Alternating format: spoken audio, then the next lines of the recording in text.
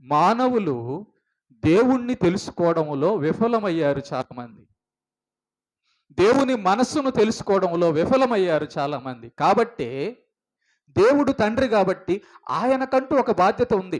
పెళ్లి ఈడుకు అమ్మాయి వస్తుంది అంటే ఆ అమ్మాయికి పెళ్ళికి కావలసినవన్నీ సిద్ధపరిచే బాధ్యత ఎవరిది? తల్లిదండ్రులది కదా.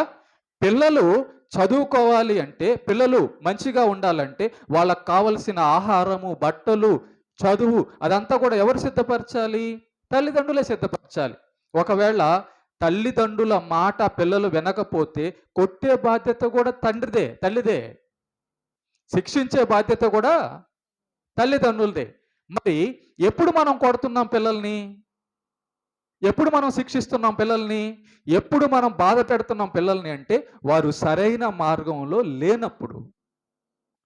తల్లిదండ్రులు అనుకున్నది వాళ్ళు చేయనప్పుడు మనం ఏం చేస్తున్నామంటే తల్లిదండ్రులుగా సరైన మార్గంలో పెట్టడానికి వాళ్ళని మనం శిక్షిస్తున్నాం, కొడుతున్నాం, బెత్తం తీసుకొని కొడుతున్నాం కదా.